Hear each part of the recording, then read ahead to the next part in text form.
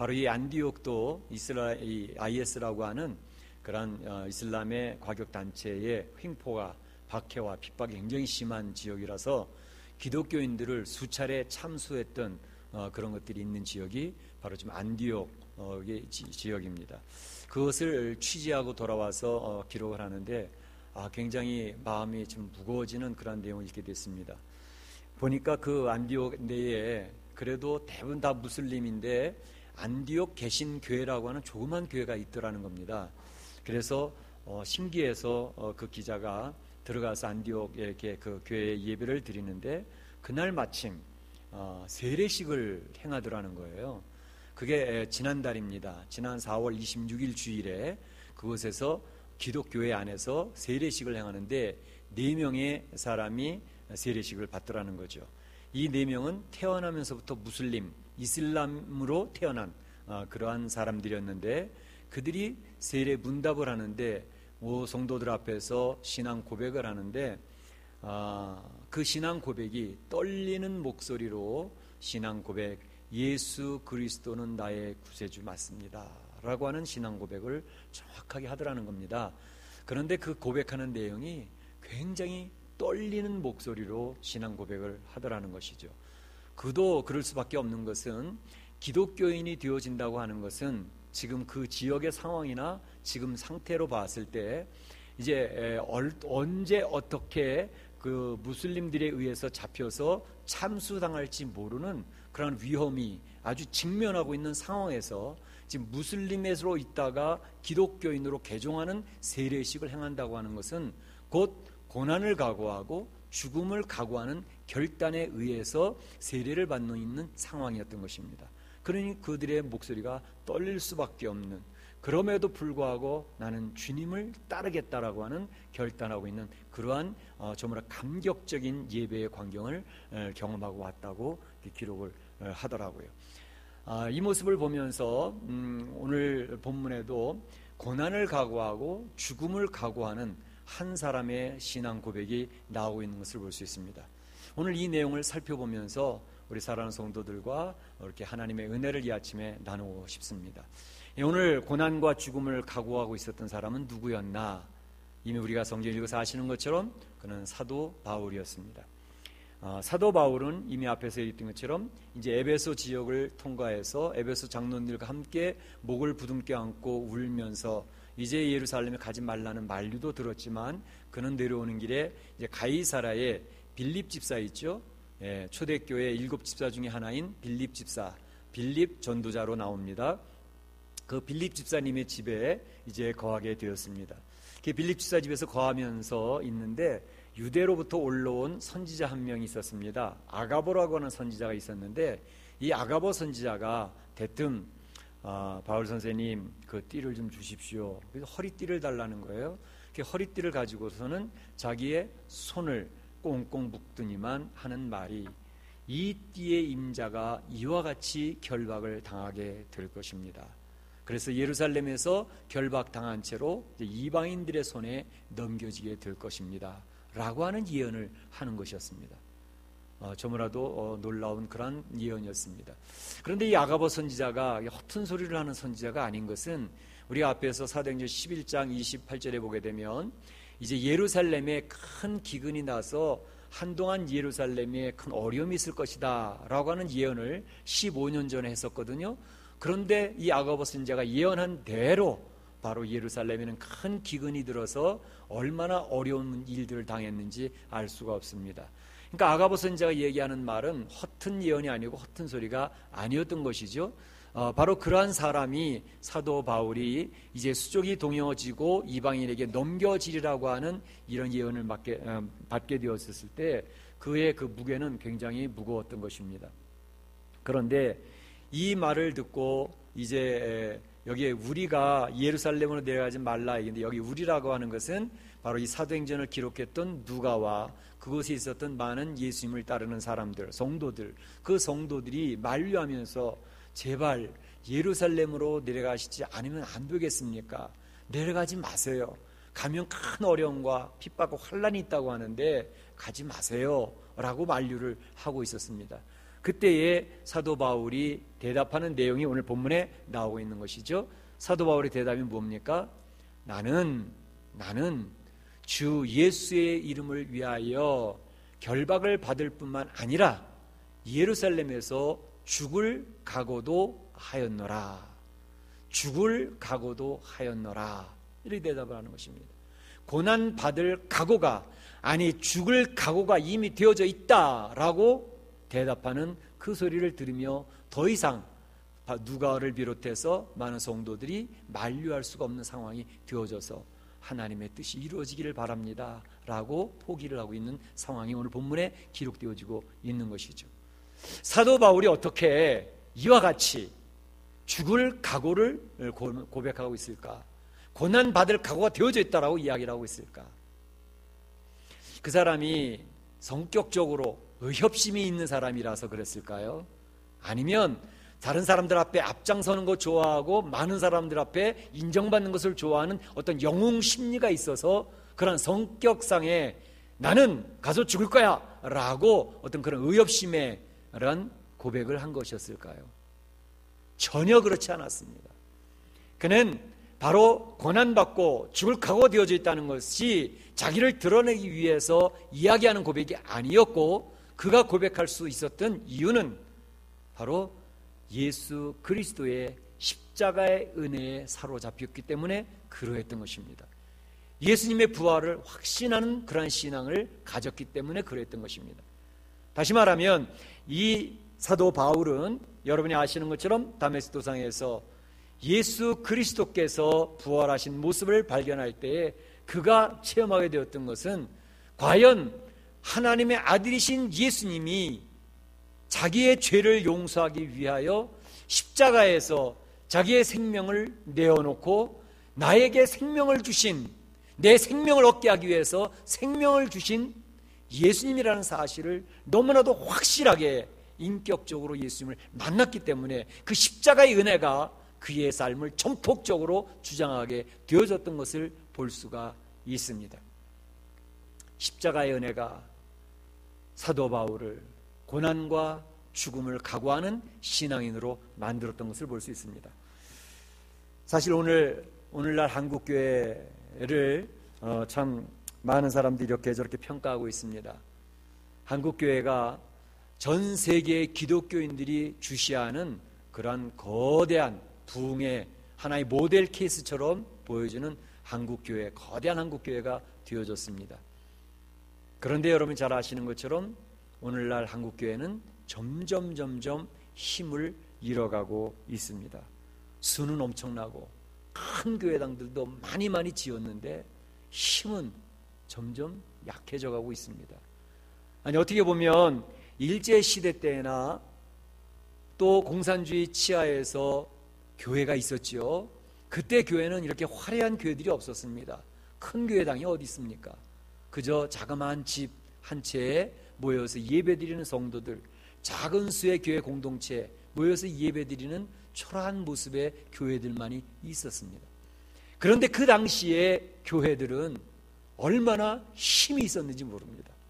그 성도들은 죽음을 각오하고 고난을 각오하고 믿었던 성도들이었기 때문에 사실상 오늘날 그 많은 수의 성도들과 화려한 교회들, 그 교회 성도들, 그 영향력보다 훨씬 더 영향력 있는 성도들이 우리 한국교회 초대교회의 성도들이었던 것을 우리는 이 기독교 역사를 통해서 잘 알고 있습니다.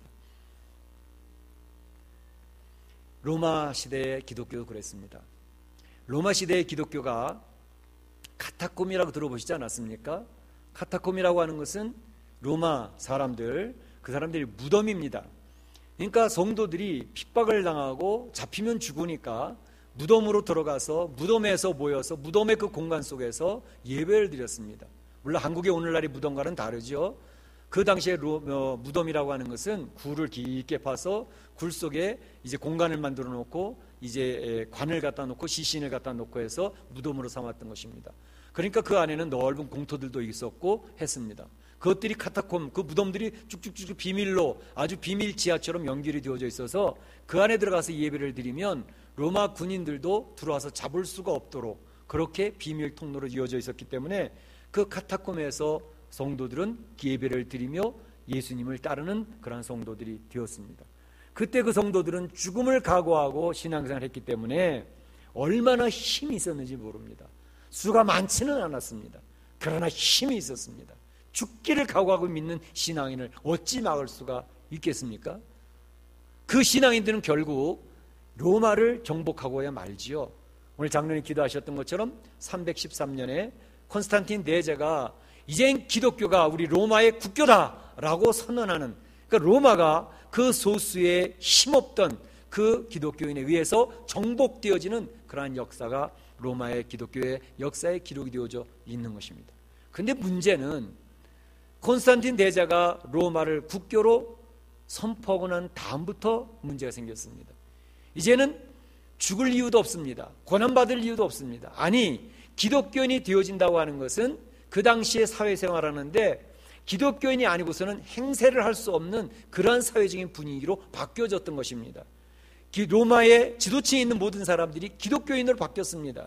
그러니까 그들과 좋은 네트워킹을 유지하려면 기독교인이 되어져서 교회에 출석해서 예배를 드려야 하지만 그들과 연결이 되어져서 그들이 출세할 수 있는 길이 열려지게 되었기 때문에 저마다 교회로 몰려들게 되었습니다. 그러니까 교회에 엄청난 사람들, 로마 사람들이 몰려들게 되어졌던 것이죠. 폭발적으로 교회의 사람들이 늘어났습니다. 그런데 바로 이때부터 교회는 힘을 잃어가기 시작을 했습니다. 성도들은 세속화되기 시작을 했습니다. 이 신앙인인지 그냥 일반 불신자인지 알 수 없는 사람들로 신앙이 희석되어지고 변질이 되어져 가기 시작을 했던 것입니다. 그러니까 더 이상 이제 예수님을 믿는다고 하는 것은, 기독교인이 된다는 것은 죽음이나 고난을 의미하는 것이 아니기 때문에 이제는 멋진 하나의 문화적인 하나의 액세서리처럼 신앙생활을 하고 있는 사람들이 많아지게 되었던 것입니다. 그러니까 그 신앙생활은 점점 힘을 잃어가면서 세속화되어졌던 것이죠. 그리고 그들이 외쳤던 것은 내 신앙생활하고 나도 교회 나가는데 더 이상 나를 좀 피곤하게 하지는 말라고, 좀 신앙생활 좀 편안하게 하자고, 그러는 부류가 많이 생기게 되었습니다. 그러니까 교회 생활을 좀 편안하기 위해서 내가 좀 출세할 수 있는 도구로 신앙생활을 하고 좀 더 잘 되는 축복받는 그걸로 신앙생활을 하고, 나에게 희생이나 헌신이나 나에게 손해나는 일은 나에게 요구하지 말라라고 하는 그러한 신앙인으로 교회는 가득 차게 되어졌던 것입니다. 그러니까 교회에 힘이 없죠. 힘이 없습니다. 오늘 한국 교회가 지금 그러한 모습으로 이제 자꾸 약해져 가고 있는 것입니다. 초대교회, 한국교회 초대교회의 희생과 헌신과 수고를 하면서 교회를 사랑하고 고난과 죽음을 각오하고 그냥 하나님의 교회를 섬겼던 그러한 신앙은 거의 찾아보기 희미한 그런 시대가 되어졌기 때문에 이제는 축복받는 길이 교회를 출석함으로 축복받는 데 초점을 가지고 있기 때문에 교회가 힘을 잃어가고 있습니다. 사실상 초대교회의 신앙인들은요, 주일날 모이는 수나 수요 예배 때 모이는 수나 거의 별반 차이가 없었습니다. 주일날 모이는 수의 70-80%는 수요일날 다 예배에 참석을 했던 것이죠. 그들이 자원해서 하나님 앞에서 예배 드려야 돼 라고 하는 마음으로 자원해서 예배를 드렸습니다. 그리고 금요기도회나 새벽기도회 조금만 문제만 생기면 하나님 앞에 나와서 엎드렸습니다. 그리고 기도하고 부르짖었습니다. 그들의 신앙은 뜨거웠습니다. 그리고 하나님의 역사를 경험했습니다. 하나님 응답을 받았습니다. 그러니까 그 교회는 힘이 있었고 건강했고 얼마 되지 아니하는 크리스찬이었지만 한국 교회, 한국의 나라를 이끌어가는 지도자들이 교회 안에서 배출되게 되어졌던 것입니다. 그러나 오늘날 한국 교회는 그렇지 않습니다. 주일날에는 수많은 성도들이 모입니다. 수요일날에는 성도들이 없습니다. 금요기도회나 새벽기도에 거의 사람을 찾아보기 힘듭니다. 그래서 한국교회는 새벽기도에도 지금 문 닫아가고 있고 금요기도에도 거의 하지 않습니다. 철야하던 기도가 이제는 심야기도로 바뀌었고, 심야기도 하던 것도 1시간짜리 기도로 바뀌었고 이제 그마저도 없어지고 있습니다. 편안하게 신앙생활 하자는 거예요. 나에게 더 희생을 요구하지 말라는 거예요. 내 시간을 잘라내지 말라는 겁니다. 나에게 고생을 요구하지 말라는 겁니다. 그냥 썬데이 크리스천으로서 주일날 하루 나와서 예배 드리면 됐지 뭘 더 요구하느냐고. 이렇게 바쁜 세상에 그렇게 하는 시대로 바뀌어져 가고 있기 때문에 한국교회는 힘이 없습니다. 그것도 그럴 수밖에 없는 것은 한국교회의 흐름이 축복의 은혜를 사모하는 교회의 그런 비전으로 흘러가고 있었기 때문에 축복을 향해서 열심히 달려왔습니다. 그래서 하나님께서는 긍휼히 여기셔서 한국교회에 축복을 쏟아부어 주셨습니다. 근데 축복을 향해 달려가던 성도들이 축복만을 달려가다 보니까 십자가의 은혜를 잃어버린 겁니다. 어디에 희생과 헌신과 손해를 감수하려고 하는 성도들이 생겼습니다. 점점 없어지는 겁니다. 내가 나에게 손해를 요구한다면 난 더 이상 신앙생활 안 할 거야. 더 이상 나를 괴롭히지 마. 그대로 내버려 두어. 편안하게 좀 냅둬. 하는 것이 오늘날 한국교회의 하나님을 향한 요구입니다. 그러니까 한국교회는 힘이 없습니다. 많은 사람들이 손가락질합니다. 예수 믿는 사람과 안 믿는 사람과 뭐가 차이가 있냐? 당신들이 국가를 위해서 사회를 위해서 헌신하는 모습이 뭐가 있냐? 당신들이 축복만을 요구했지 라고 비난받고 있는 것이 오늘날 한국교회의 모습이 아닙니까? 이것은 이제 서서히 교회 안에 중직자들도 같이 그렇게 되어지고 있고 목회자들조차도 이제 그와 같은 모습으로 바뀌어져 가고 있기 때문에 한국교회 위기가 오고 있는 것이죠. 오늘날 사도 바울이 이야기했던 것처럼 이야기를 합니다. 나는 주 예수의 이름을 위하여 결박을 받을 뿐만 아니라 예루살렘에서 죽을 것도 각오하였노라. 오늘 한국교회가 살 수 있는 방법은 오늘 사도 바울이 고백에 다시 필요합니다. 고난을 각오하는 신앙, 내 희생을 기꺼이 자원함으로 하나님 앞에 드리겠다고 하는 헌신. 그래서 하나님 앞에 이러한 다짐이 생겨난다면 한국교회는 다시 회복될 수 있는 기회가 하나님으로부터 주어지게 될 것입니다. 그러나 지금 현상과 같은 똑같은 모습으로 간다면 우리 한국교회는 하나님 앞에 그 촛대를 옮기실지도 모릅니다. 정말 경고의 말씀이 되겠죠. 오늘 이 말씀처럼 우리 사랑하는 성도들, 우리 한국교회와 우리 사랑하는 성도들이 사도 바울과 같은 고난을 각오하는 신앙으로 우리의 신앙이 뜨거워질 수 있기를 주의 이름으로 축원합니다. 부탁드립니다. 그러면 고난을 각오하고 가는 길이라고 하는 것은 어떤 길일까? 외로울 수 있는 길입니다. 그러나 그래도 가야 하는 길입니다. 사실 오늘 본문에 보게 되면 사도 바울이 고난을 각오하나 예루살렘에 가서 죽어도 괜찮아, 가야 돼 라고 하니까 환난과 결박이 있는 예루살렘을 향해 내려가는 것을 보면서 성도들이 막 말립니다. 성령의 감동을 받은 사람들이 예루살렘에 들어가지 말라 4절에 얘기합니다. 12절에 바울에게 예루살렘 올라가지 말라 하니 13절에 바울이 대답하던 너희가 어찌하여 울어 내 마음을 상하게 하느냐. 그 성도들이 사도 바울을 붙들고 우는 겁니다. 통곡을 하는 겁니다. 제발 내려가시지 말라고. 여기 그냥 있어서 당신과 같은 지도자가 있어야 우리 기독교회가 유지될 거 아니냐고. 다른 사람이 가면 안 되겠냐고. 제발 있으시라고. 사도 바울은 울어서 내 마음을 상하게 하지 말라고, 내 마음을 아프게 하지 말라는 얘기죠. 눈물의 공동체의 모습을 볼 수가 있습니다. 에베소 교회 장로님들도 사도 바울과 부둥켜 안고 울었습니다. 오늘 여기에 빌립 집사 집에서 그 성도들은 또 부둥켜 안고 웁니다. 눈물의 공동체의 모습입니다. 제가 지난주에도 말씀드렸던 것처럼 예수님의 가족이라는 말씀을 드렸잖아요. 우리는 혈연적인 가족의 공동체가 얼마나 끈끈한지를 잘 알고 있습니다. 부모와 자녀, 형제 간의 그 정이 얼마나 끈끈합니까? 그러나 오늘 본문의 모습을 보게 되면 혈연적인 가족의 관계보다 더 끈끈한 모습이 예수 그리스도의 보혈형을 가진 성도들의 가족 공동, 하나님 나라의 가족 공동체는 더 끈끈할 수 있다라고 하는 모습을 여기 오늘 본문에 보여줍니다. 그 성도들은 자기 형제보다 더욱더 사랑하는 그런 모습을 보여주고 있습니다. 갈라디아서 4장 15절에 보게 되면 사도 바울이 갈라디아 교회 성도들 향해서 너무 고맙고 감사한 마음으로 그런 고백을 합니다. 갈라디아 교회 성도들아, 너희들은 자기의 눈이라도 빼어서 사도 바울에게 줄 수 있었던 사람들 아니냐. 자기 눈이라도 빼어주려고 했던 성도들의 모습을 사도 바울은 너무너무 고마워 고백을 합니다. 이것이 바로 하나님의 가족 공동체입니다. 얼마나 좋습니까? 오늘 본문에 보게 되면 이 성도들이 마음을 나누면서 사도 바울을 위로하고 격려합니다. 그런데 사실은 뒤에 우리 읽지는 않았지만 예수님의 동생이었던 야고보, 예루살렘에 있었죠. 이제 총회 의장처럼 활동을 하셨죠. 그분이 이야기하기를 사도 바울 당신이 이 이방 지역에서 복음을 증거해서 하나님의 사람들을 많이 세운 거 참 감사하네.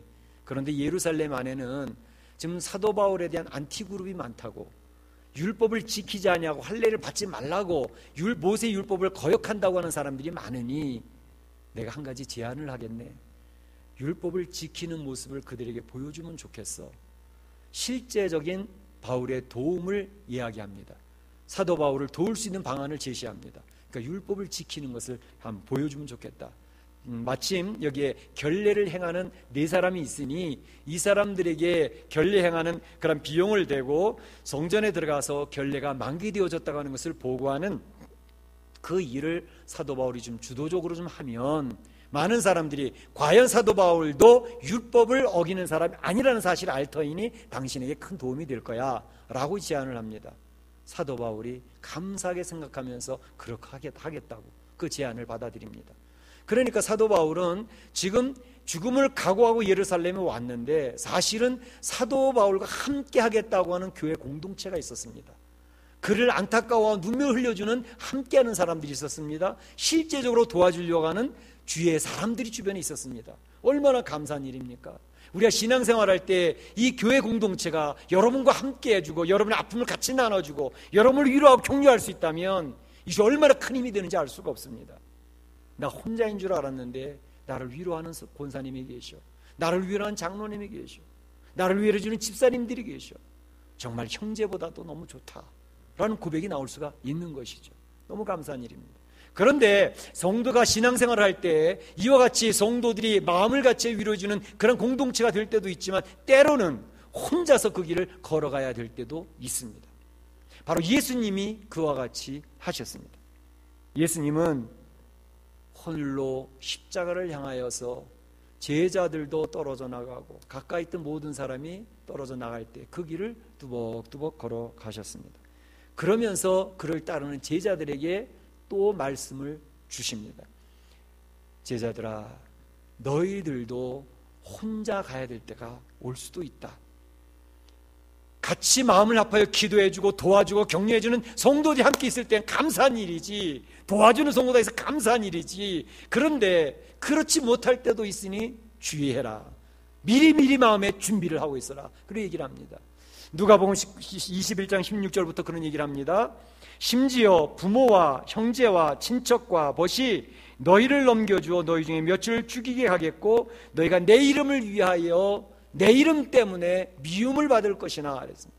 예수님이 말씀하십니다. 내 부모가, 형제가, 친척이, 네가 그 말 의지했던 네 친구가 너를 죽음의 자리로 내어줄 수가 있다.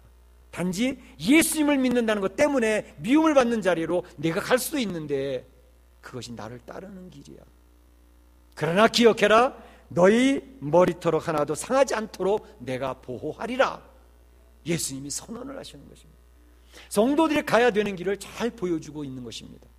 우리 성도들은 고난에 가고 죽음에 각오를 하고 따라가는 좁은 길을 따라가는 사람들입니다.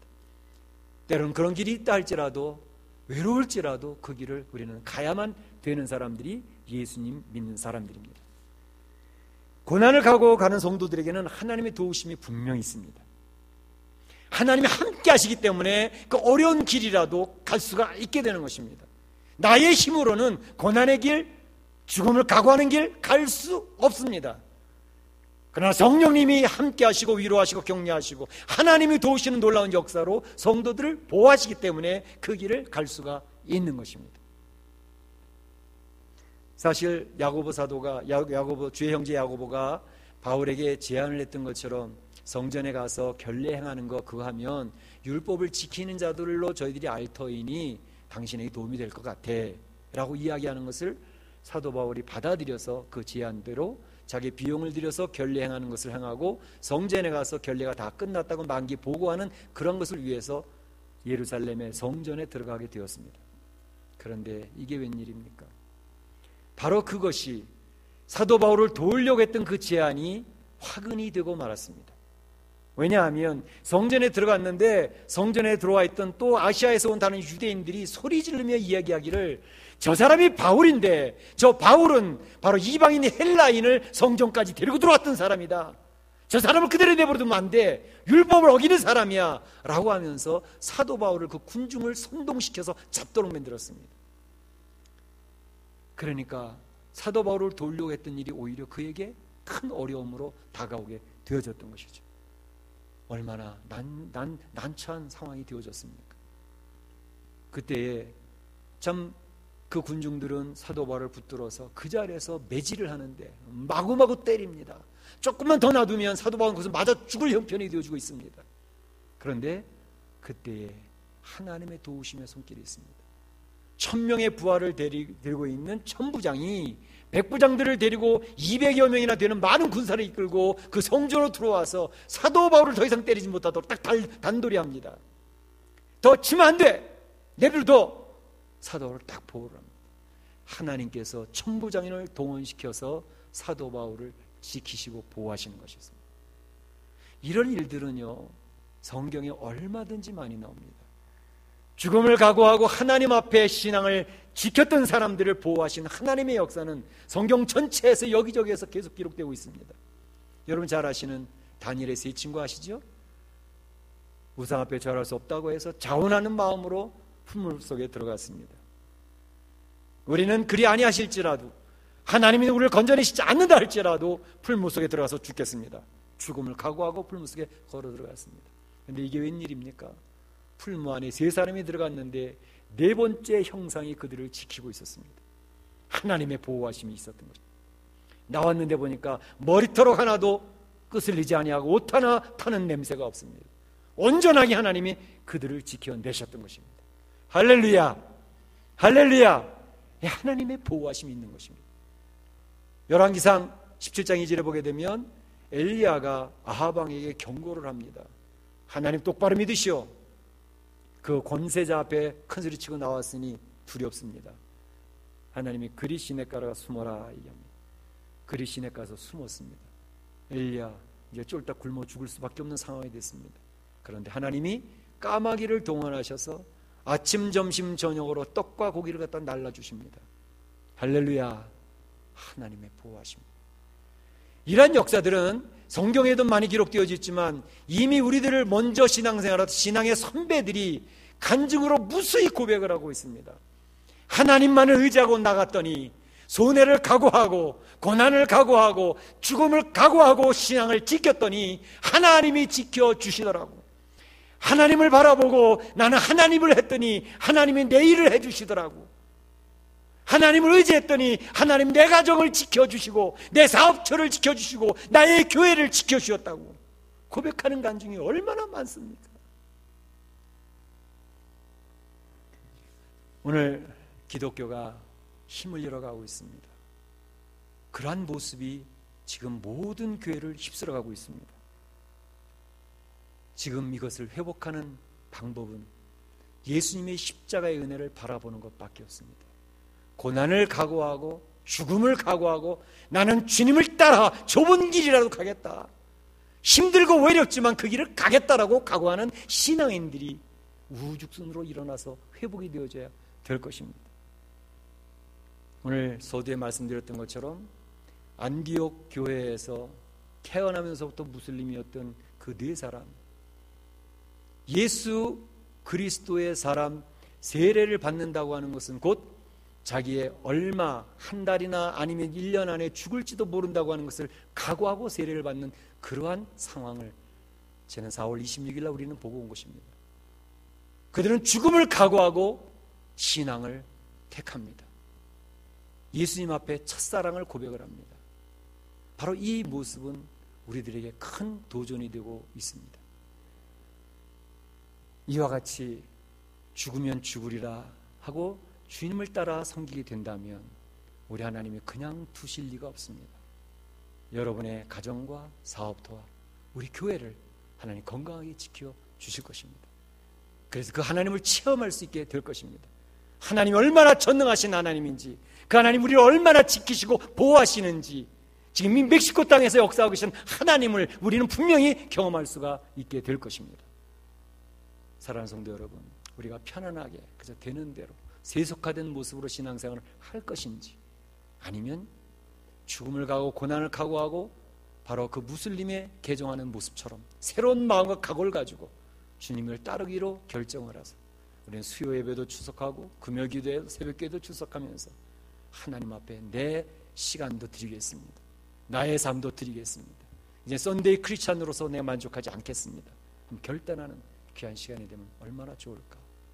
우리 사랑하는 성도들이 그러한 축복이 있으시기를 주의 이름으로 축원합니다. 축복합니다.